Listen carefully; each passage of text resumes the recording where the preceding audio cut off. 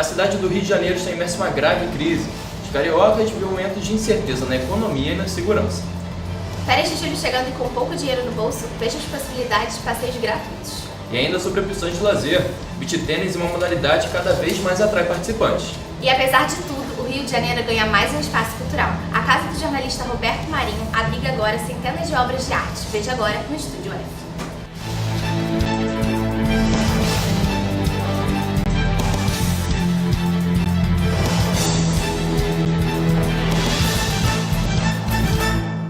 O Rio de Janeiro atravessa grave crise na segurança e na economia. São muitas incertezas e quase nenhuma previsão de melhora. Veja agora na reportagem de Betânia Chiarelli. Eu acho péssima a situação. Tá demais. É impraticável a situação. O Rio de Janeiro está muito deteriorado. Calamidade pública. Do título de cidade maravilhosa para o caos total. Esse é o resumo do Rio de Janeiro. Mergulhado em uma crise em diversas áreas, os cariocas tentam driblar os obstáculos. A violência figura como uma das maiores preocupações. Até o início de junho, 55 mortes de policiais foram registradas no estado. O medo de sair às ruas é tão grande que aplicativos foram criados para alertar a população. Os relatos são diversos. Vão de tentativa de assalto no entorno da Faculdade L. Alonso, roubos em linhas de ônibus e até tiroteios, como registrou uma moradora do Leme.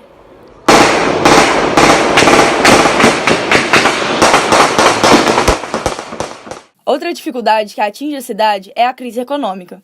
A gasolina está cara. O preço dos litros chega a R$ 5,00 nos postos. No mercado, a salada e as frutas estão com os preços nas alturas. E não para por aí. Segundo dados divulgados pelo IBGE em maio, o desemprego atingiu aproximadamente 13% no Rio de Janeiro. O otimismo passa longe da rotina do carioca. É muito difícil eles acharem sair assim sozinho e tal. Não deixa mais. Você pensa sair do Rio por causa disso? Penso. Apesar disso tudo, o coronel da Polícia Militar, Ibe Silva Pereira, ainda enxerga uma saída. A gente começa resolvendo o principal desses problemas, que é a crise política. Enquanto a gente não resolver a crise política, o Rio de Janeiro não tem salvação. Só Jesus para nos salvar. E no Brasil, a taxa de desemprego passa dos 13%.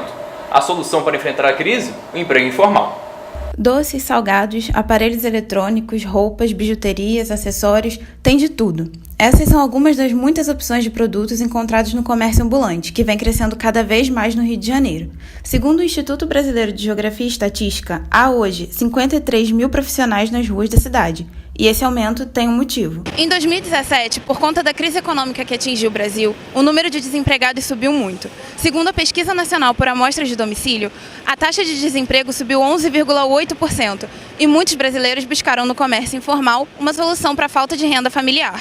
Esse atual momento que a gente está vivendo, né, depois do golpe, né, que aconteceu em 2017, aumentou muito. Se você andar pela Uruguaiana, você vê que a quantidade de ambulantes. E a gente que faz parte do movimento dos camelôs, a gente conhece todo mundo, né? E hoje você vê uma gama de gente que perdeu o emprego ou que terminou os estudos, né, terminou a faculdade, não consegue um trabalho formal, está vindo para a rua também. Mas não foi só no comércio que os brasileiros buscaram alternativas. Os aplicativos de transportes também foram saídas encontradas por muita gente. Eu trabalhava numa área de administração, que no caso teve um corte de gastos e aí, consequentemente, eu fui demitido. Procurei bastante, mas como mediante a crise, no caso, não teve condição nenhuma, eu fui para o aplicativo.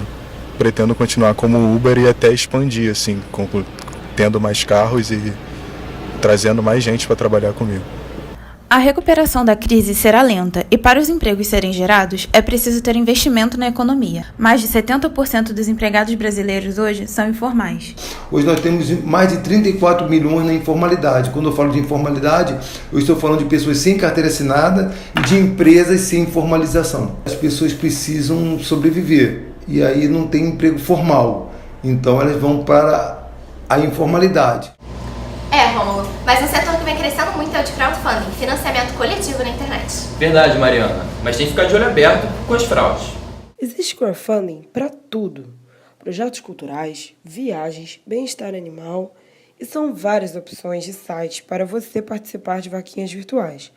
Mas é necessário escolher com cuidado a plataforma para iniciar o seu projeto. Para quem vai procurar ajudar, o mais interessante é antes verificar nesses sites também de reclamações em relação ao consumidor.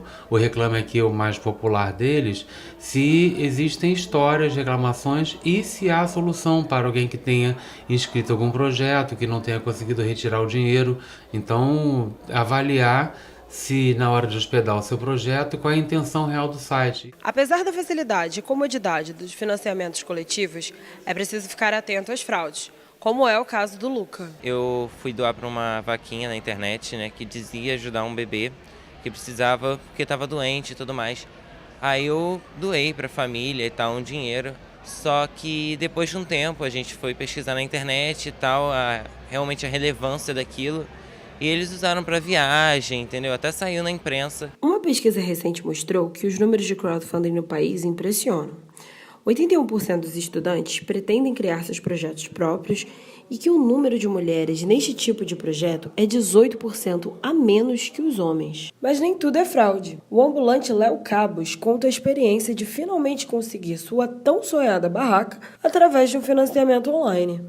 Foi celular, né, vaquinha virtual. Foi fantástica essa experiência, o contato, aquela coisa toda, o incentivo, o amor da galera que estava participando, foi fundamental mesmo. Eu acho que todo mundo que precisa de alguma coisa, sacou? É uma iniciativa boa. É bom fazer o bem, mas é preciso olhar a quem. Com o avanço das plataformas digitais, muitos veículos impressos tiveram uma grande queda no número de circulação. Mas os cariocas têm bom motivo para comemorar. Após 8 anos, o Jornal do Brasil, um dos mais tradicionais, voltou às bancas. O Jornal do Brasil, referência da imprensa brasileira, voltou a circular nas bancas. O JB retoma a proposta de um jornalismo crítico e de opinião. Mas a volta do periódico não reflete o cenário do mercado de impressos, que está ladeiro abaixo. O jornalismo impresso hoje passa por uma crise muito séria. Claro que diversos fatores, não é só a questão dos sites, porque muita gente acha que a internet veio para quebrar o impresso. Mas foi muito importante esse ressurgimento do Jornal do Brasil. Ainda que eu acho que o jornalismo impresso está numa crise que vai ser bem difícil de sair. Na década de 90, o jornal chegou a alcançar 60 mil tiragens por dia, a maior da América do Sul.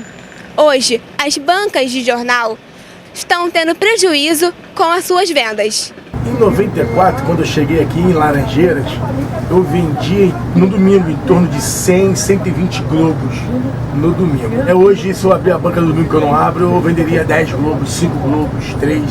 Você vê que caiu muito. O Jornal do Brasil fechou suas portas há 8 anos e passou a publicar somente na internet.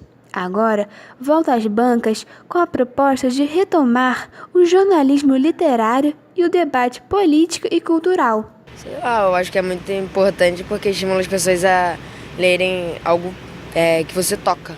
Acho que a mídia impressa tem seu valor, né? Porque você manusear a mídia eletrônica não é tão simples quanto parece, né? Eu sou idosa, 80 anos. Tenho dificuldade de usar celular. Tenho dificuldade de usar computador, então sou mais prática com o veículo impresso. E você vai ver a seguir. A bola rola na Rússia e o Carioca se preparou para a Copa do Mundo.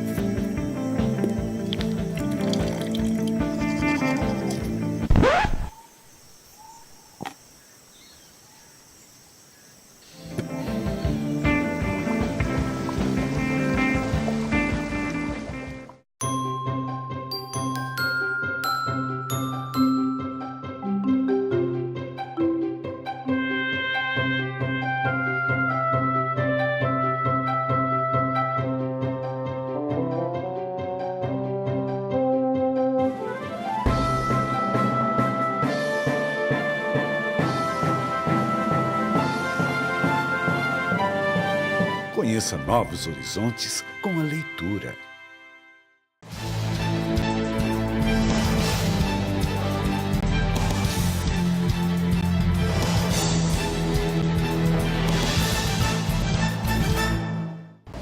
Férias chegando e com pouco dinheiro no bolso, as opções diminuem, né, Rômulo? Mariana, mas existem boas sugestões de passeios gratuitos. A nossa equipe foi conferir. Todo mundo gosta de passear e se divertir no tempo livre. Se for de graça, melhor ainda. Em tempos de economia, o carioca está começando a aproveitar melhor o espaço da cidade. Além das praias, que sempre foram a primeira alternativa, parques e trilhas também fazem parte da programação. Eu gosto de fazer trilha, eu gosto de pedalar, de correr. Prefiro muito mais fazer um passeio de graça, né, que todo mundo gosta.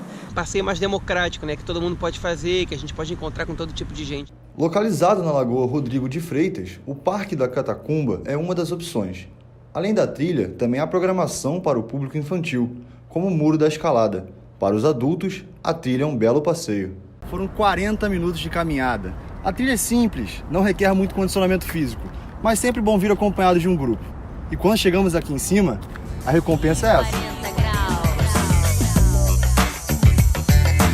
Rio 40 graus. Cidade maravilha, purgatório da beleza e do caos. Rio 40 graus. Outra opção é o Parque das Ruínas, em Santa Teresa. O espaço é palco para exposições, shows, oficinas de dança, música e festa literária. Os eventos que acontecem no teatro, as produções trazem ele, e aí quando tem bilheteria são 15% para a prefeitura. A gente é um centro cultural municipal, então quem faz a manutenção do espaço é a prefeitura. E aqui em cima os shows são gratuitos. Com tanta variedade, fica até difícil de escolher. Cada vez mais, cariocas e turistas podem curtir o Rio de Janeiro. E agora vamos falar de esporte de praia, outra opção gratuita de lazer. E uma modalidade que vem crescendo é o beach tennis. O Rio de Janeiro continua lindo. O Rio de Janeiro e suas belezas naturais. Mirantes, trilhas e, sobretudo, as praias, o habitat natural dos carioca. Podemos encontrar todos os tipos aqui. Os que passam o dia todo trabalhando, os que dão uma passadinha só para um mergulho e os que encontram nas areias da orla oportunidade de deixar o físico em dia. Uma dessas opções é a prática do beach tennis. Modalidade criada no final da década de 80 na Itália, nada mais é do que uma mistura do tênis tradicional com vôlei de praia e badminton. O esporte só foi aterrissar em nosso país no ano de 2008, mas a evolução foi rápida. Seu primeiro circuito carioca em 2009 já, em 2010, né, que se realizou o primeiro campeonato brasileiro, que foi em Caraguatatuba. Segundo a Federação Internacional de Tênis, o esporte conta com 500 mil praticantes no mundo todo. O Brasil é a segunda maior potência, atrás apenas dos italianos. Para Felipe, o sucesso da popularização da modalidade é bem simples de entender. É muito fácil de praticar. Qualquer um que chegue na praia, você consegue trocar bastante bola. É um ambiente onde todo mundo quer estar, altamente democrático. Tais características justificam a realização de torneios na cidade maravilhosa, como o que vai acontecer no dia 30 de abril, o Copacabana Open. O evento reúne os maiores nomes do beach tênis sul-americano. Quanto mais eventos, mais apoios, é sempre positivo, né? Para todo mundo que pratica e para os próximos que venham vir a praticar também, já chegar com o esporte mais estruturado. Alô, torcida do Flamengo, aquele abraço. Olha o Branco. A Copa do Mundo já está rolando e os cariocas estão animados. A nossa repórter Karen Viana foi às ruas para saber como os comércios e estabelecimentos se prepararam para receber o maior evento esportivo do mundo. Camisetas, chapéus, bandeiras e cornetas. Com a Copa do Mundo rolando, a animação dos cariocas toma conta das ruas. Algumas lojas, bares e restaurantes se prepararam para receber o movimento dos torcedores. A cidade maravilhosa se enfeitou aos poucos com as cores verde e amarelo. E aqui no centro do Rio, o Polo Saara é considerado o maior shopping de céu aberto do estado e mobiliza grande parte da economia carioca. Nas lojas que têm produtos de Copa, houve um aumento de 50%. E no sábado agora, algumas lojas chegaram a bater 80%. Então a expectativa é a melhor possível. Essa semana agora está muito boa. Estou ansiosa, vim até aqui comprar umas blusas para mim e para minha amiga. Tem que estar animado, né? O povo brasileiro tem que se animar. O Brasil, por mais que a seleção esteja ruim, temos que torcer, né? As ruas da Tijuca, Glória, Vila Isabel e Lapa já entraram no clima dos jogos. E por mais que a Copa combine com petiscos e bebidas, a Abrazel, Associação Brasileira de Bares e Restaurantes, não viu nenhuma movimentação significativa dos estabelecimentos. Acredito que conforme o Brasil for ganhando e avançando, os próprios empresários vão se mobilizar em relação a gerarem algumas ações, a fazerem alguma coisa dentro dos seus espaços. Mesmo sendo um dos eventos mais simbólicos do Rio, o Alzerão, na Tijuca, correu o risco de ser cancelado por falta de patrocínio. Nos 45 do segundo tempo, eles confirmaram o evento. É uma festa que não teria como não deixar de acontecer. Ela traz diversão, ela traz alegria, ela traz um espírito do brasileiro de estar dando a volta por cima, de conseguir as coisas. Vai dar Brasil. Tem que dar Brasil, nem que seja na festa. A casa onde morou o jornalista Roberto Marinho por 60 anos se transformou num espaço cultural. São centenas de obras de arte e uma área verde projetada por Burle Marx. Logo de cara está a planta do Soló de Magaípe, inspiração para a construção da casa, idealizada em 1939.